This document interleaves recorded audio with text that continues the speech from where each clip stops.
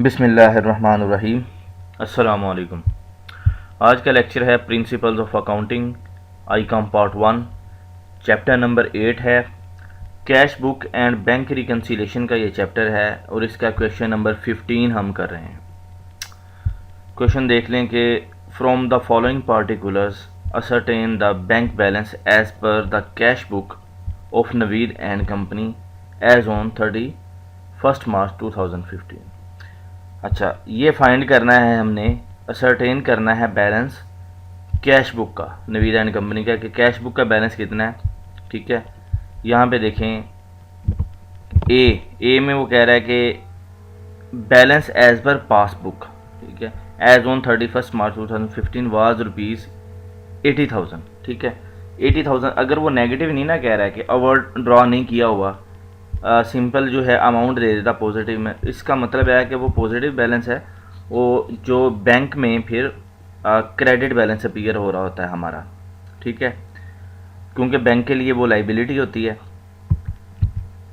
अब cash passbook का balance आपने यहाँ पे लिखना है और कैश बुक का फाइंड करना है। ठीक है, तो उसे कर लेते हैं वन बाय वन। पहले यहाँ पे लिखें ए और बैलेंस लिखें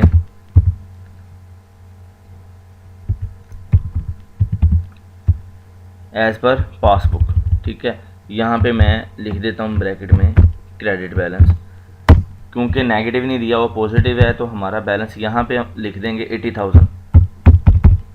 ये बैंक में बैलेंस हमारा अपीयर हो रहा है। ठीक है, अगर वो ओवरड्रॉ का लफ्ज़ यूज़ कर दे या नेगेटिव बैलेंस का लफ्ज़ यूज़ करे तो इसका मतलब है कि वो फिर यहाँ पे डेबिट बैलेंस आएगा, जिसे हम अनफेवरेबल भी लिखते हैं। ठीक है, ये पासबुक का बैलेंस है और फाइंड करना है कैश बुक का, यानी कि हमने अपने लेजर का, ये नवीद एंड कंपनी के लेजर में क्या बैलेंस आ रहा है वो फाइंड करना है। ठीक है, अब उसे फाइंड करने के लिए ट्रांजैक्शन दी गई हैं। ए हमने लिख लिया है बैलेंस जो है पासबुक का, और बी में वो कह रहा है कि checks paid into bank on.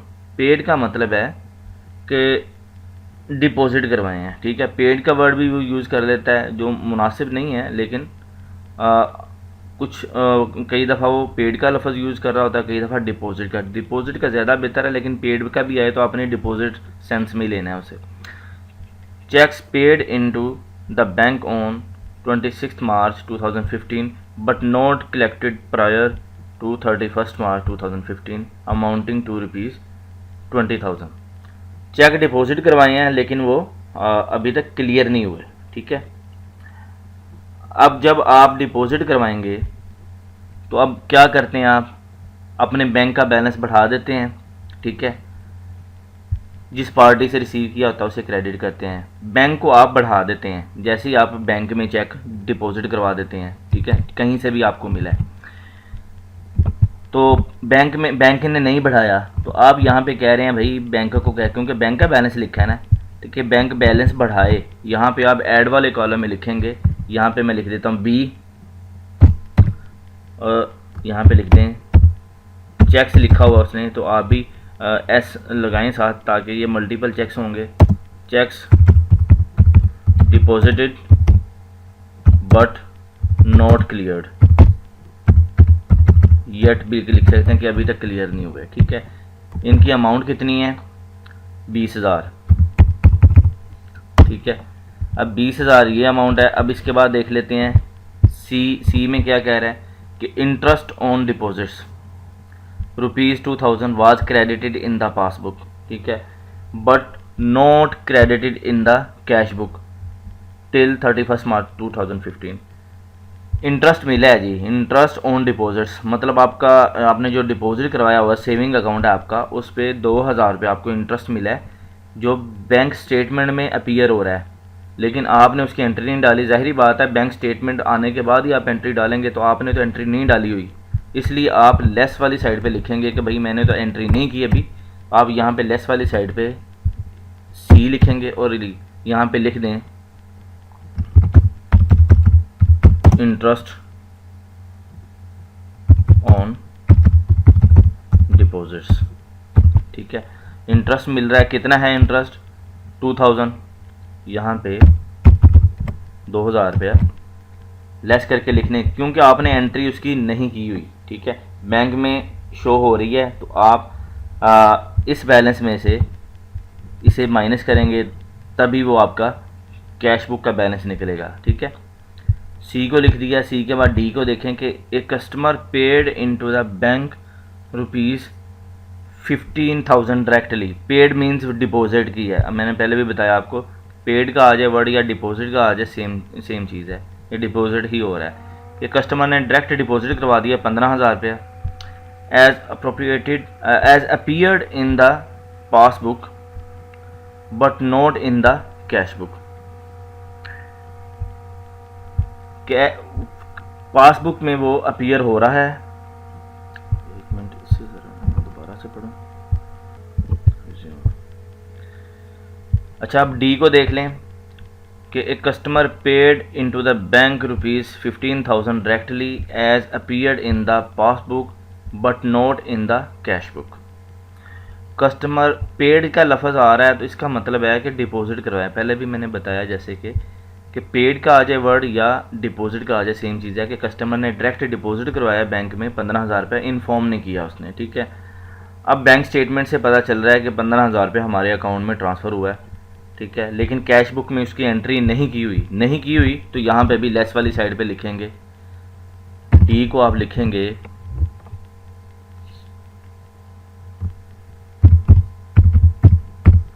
Directly deposited by customer. यहाँ पे कस्टमर लिख रहा हूँ, लेकिन अगर नाम दिया हो कस्टमर का तो फिर आपने नाम उसका लिख देना साथ, ताकि वाज़े हो जाए कि किस कस्टमर ने वो डिपॉजिट करवाया। ठीक है, ये है 15,000, यहाँ पे लिख दें।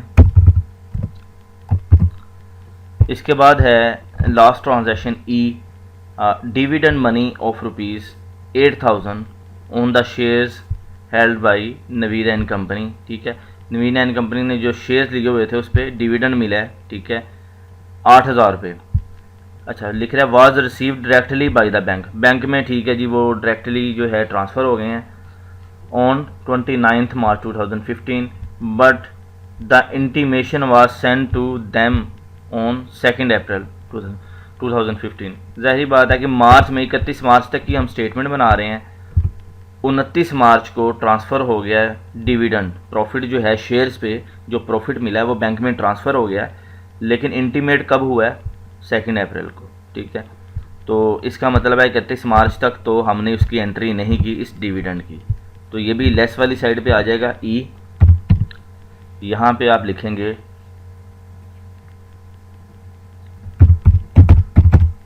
डिविडेंड ऑन शेयर्स,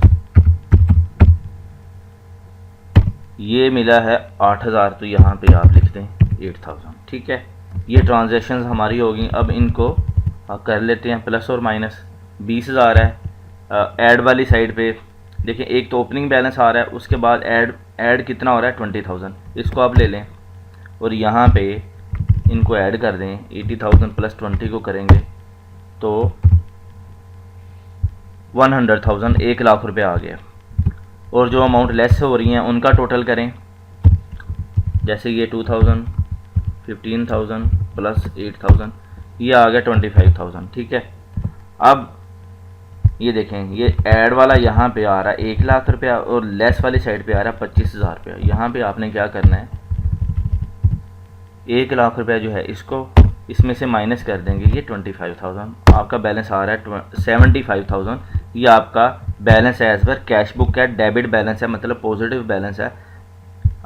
बैंक में अपीयर हो रहा था पासबुक में 80,000 रुपया और आपके जो लेजर में शो हो रहा है वो है 75,000। यही फाइंड करना था, यही आंसर है।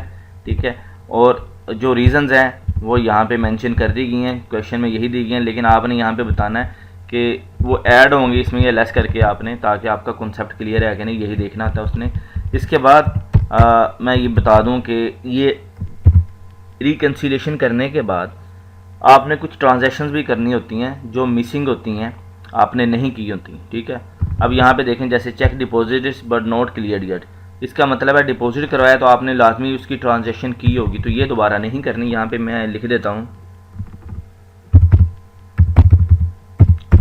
Transaction will not be recorded, ठीक है, as already recorded in cash book. ये आप कर चुके हैं रिकॉर्ड, तो आपने ये वाली ट्रांजैक्शन दोबारा से नहीं करनी, ठीक है। आगे आ जाएं, ये जो है इंटरेस्ट, यहाँ पे अगर देखें 2000, इसका आपको नहीं पता था, ठीक है, ना ही आपने ये ट्रांजैक्शन किया, तो ये आप करेंगे, यहाँ पे लिख देता हूँ मैं, transaction will be recorded in cash book, ठीक है। क्या रिकॉर्ड होगी यहाँ पे मैं वो करके बता देता हूँ कि बैंक जो है वो डेबिट होगा कितनी अमाउंट के साथ, 2000 के साथ डेबिट होगा। टू क्रेडिट किसे करेंगे, इंटरेस्ट इनकम को, इंटरेस्ट लिख देता हूँ, सिर्फ इनकम भी लिख दे तो काफ़ी है। इंटरेस्ट ये क्रेडिट होगा, इनकम जब भी इंक्रीज़ होती है उसे क्रेडिट किया जाता है। ये आपको इंटरेस्ट मिल रहा है ना, आपके बैंक में ट्रांसफ़र हो रहा है, तो इनकम आपकी बढ़ रही है। इनकम जब इंक्रीज़ होती है तो उसे क्रेडिट करते हैं। तो यहाँ पे मैं लिख देता हूँ ₹2000, ठीक है, ये आ गया। ये देखें, उसके बाद डायरेक्टली डिपॉजिटेड बाय कस्टमर, ठीक है, तो जाहिर बात है उसने डायरेक्ट डिपॉजिट करवाया, आपको इन्फॉर्म ही नहीं है, तो आपने उसकी ट्रांजैक्शन नहीं की हुई, तो यहाँ पे आप इसकी भी ट्रांजैक्शन करेंगे। ट्रांजैक्शन विल बी, अच्छा ये आ गया, रिकॉर्डेड इन कैश बुक। और यहाँ पे क्या एंट्री करनी है कि बैंक आपका डेबिट होगा कितनी अमाउंट के साथ, 15,000, ठीक है। टू क्रेडिट करेंगे आप कस्टमर को, क्योंकि कस्टमर जिस कस्टमर ने करवाया है, ठीक है, कस्टमर का अकाउंट ये क्रेडिट हो जाएगा कितनी अमाउंट के साथ, सेम 15,000, 15,000 इसके साथ आप कर देंगे, ये ट्रांजैक्शन भी होगी। और ये जो है डिविडेंड मिला है आपको, इसका भी इन्फॉर्म नहीं किया गया था, तो आप इसकी भी एंट्री करेंगे। Dividend on shares, transaction will be recorded in cash book होगी, बैंक को आप डेबिट करेंगे कितनी अमाउंट के साथ, जितना डिविडेंड मिला है 8,000, ठीक है। और क्रेडिट किसे करेंगे, डिविडेंड इनकम को, डिविडेंड इनकम ही है, मैं यहाँ पे डिविडेंड और इनकम भी लिख देता हूँ, दोनों वर्ड ताकि वाजे हो जाए कि ये इनकम है। इनकम जब भी इंक्रीज़ होती है उसे क्रेडिट किया जाता है, 8,000, ठीक है, ये ₹8,000, ठीक है। इसमें ये ट्रांजैक्शन आपने करनी है तीनों, और ये वाली ट्रांजैक्शन आप कर चुके हैं, आपने नहीं करनी दोबारा से, सिर्फ यहाँ पे शो करवानी है कि जिस वजह से ये डिफरेंस आ रहा है वो सिर्फ यहाँ पे शो होना है। जो ट्रांजैक्शन आप कर चुके हैं वो करनी नहीं है, लेकिन ट्रांजैक्शन आप कर चुके हैं, लेकिन सिर्फ क्या हुआ कि बैंक में वो अभी तक क्लियर नहीं हुई ट्रांजैक्शन, ठीक है, तो वो यहाँ पे शो करनी है, लेकिन जो की नहीं हुई आपने बुक में वो करनी है। इस बात को सिर्फ समझें। तो ये हमारा क्वेश्चन कंप्लीट हो चुका है। उम्मीद करता हूँ कि आपको अच्छे से समझ आया होगा। फिर भी कहीं पे कोई कन्फ्यूजन हो तो मुझे लाजमी मैसेज किया करें, कमेंट किया करें, मेरा नंबर भी है, आप कॉल भी कर सकते हैं, मैं इंशाल्लाह आपको मज़ीद एलेबोरेट करूँगा, दोबारा से समझा दूँगा, कोई इशू नहीं है। वीडियो को लाइक करें, अपने दोस्तों के साथ शेयर करें, और अगर आप इस चैनल पर नए हैं तो प्लीज़ इसे सब्सक्राइब कर दें। Thanks for watching my video. अल्लाह हाफिज़।